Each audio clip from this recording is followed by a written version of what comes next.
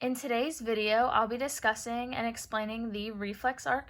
So here I have a diagram of a reflex arc and exactly what that is. So it is a neurological or sensory that controls an individual's reflexes.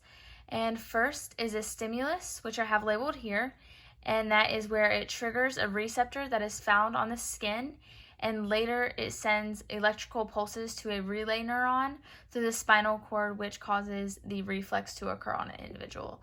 So the afferent action potential, as I have labeled, is found in the sensory neuron, and that is unipolar, and it travels towards the interneuron as shown right here. But before that interneuron, we're going to have the first synapse that occurs right here between the axon terminal of the sensory neuron and the cell body and dendrites of the neuron. So the interneuron is found after the first synapse in between the two action potentials, and that is going to be a multipolar neuron. And then after that occurs, we're going to have the second synapse occur, and that's going to occur between the interneuron and motor neuron.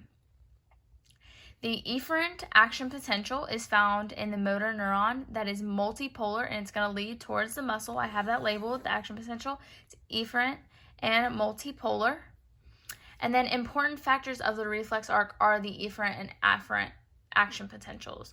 So the efferent action potential is going to carry motor nerve impulses from the anterior horn to the muscles, as well as it's going to carry a response out.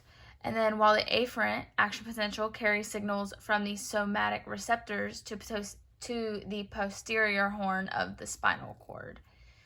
And then lastly, what's going to occur is that last synapse at the very end, and that neuron will then communicate with the muscle to create a reflex and is going to make that occur, and I have that labeled as the effector.